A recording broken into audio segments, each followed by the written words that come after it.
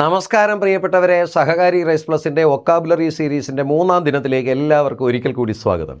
ഇന്ന് നമ്മൾ കാണുന്ന ചോദ്യം ഇങ്ങനെയാണ്: കുതിര എന്നതിൻ്റെ പര്യായം അല്ലാത്തതേത്? കുതിരയുടെ പര്യായം അല്ലാത്തതേത്? നഗജം, ഹയം, ഘോടകം, പീതി. ഇതിൽ ശരി ഉത്തരം നഗജം എന്നതാണ്. കുതിരയുടെ പര്യായം അല്ലാത്തതാണ് നഗജം. ആ വാക്കിന് ഗജം, ആന എന്ന് തന്നെയാണ് അർത്ഥം. നഗജം, ഗജം രണ്ടിനും ആന എന്ന് തന്നെയാണ്.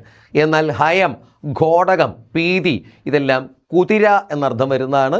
ശരി ഉത്തരം നഗജം, കുതിരയുടെ പര്യായം അല്ലാത്തത്.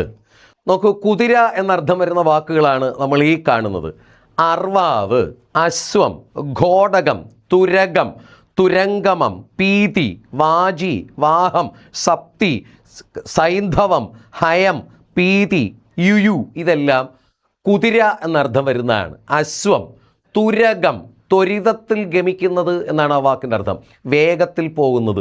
തുരങ്കമം എന്ന വാക്കിൻ്റെ അർത്ഥവും അങ്ങനെ തന്നെയാണ്, വേഗത്തിൽ ഗമിക്കുന്നത്.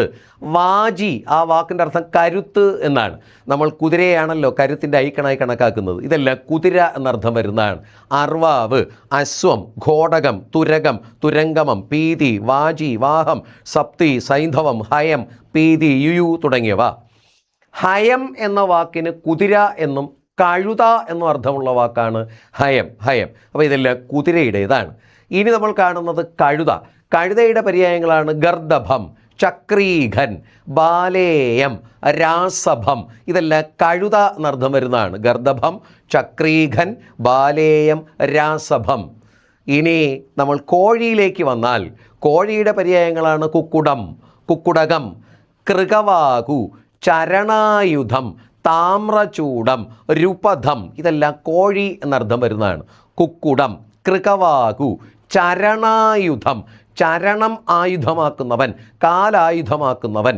താമ്രചൂടം, താമ്രമായ ചൂടത്തോടു കൂടിയവൻ. താമ്രം എന്ന വാക്കിന് ചെമപ്പ്, റെഡ് കളർ എന്നാണ് അർത്ഥം. ചൂടം എന്ന് വെച്ചാൽ തല, അപ്പോൾ തലയിൽ ചെമപ്പുള്ളവൻ. കോഴിയുടെ തലയിലെ പൂവിന് ചെമന്ന നിറമാണല്ലോ, അതാണ് താമ്രചൂടം. രുപഥം, ഇതെല്ലാം കോഴി എന്നർത്ഥം വരുന്നതാണ്. അപ്പോൾ കുതിരയുടെ പര്യായങ്ങൾ ഓർക്കുക: അർവാവ്, അശ്വം, ഘോടകം, തുരകം, തുരങ്കമം, പീതി, വാജി, വാഹം, സപ്തി, സൈന്ധവം, ഹയം, പീതി, യുയു. കഴുതയുടെ പര്യായങ്ങൾ ഗർദഭം, ചക്രീഘൻ, ബാലേയം, രാസഭം. കോഴിക്ക് കുക്കുടം, കുക്കുടകം, കൃകവാകു, ചരണായുധം, താമ്രചൂടം, രുപഥം. ഇന്ന് കുറച്ചേറെ ജീവികളുടെ പര്യായങ്ങൾ നമ്മൾ പരിചയപ്പെട്ടു. ഇത്തരം പര്യായങ്ങളുടെ പരമ്പരയുമായി നമുക്ക് അടുത്ത ദിവസം കണ്ടുമുട്ടാം. കാത്തിരിക്കുക, കാണുക, സബ്സ്ക്രൈബ് ചെയ്യുക.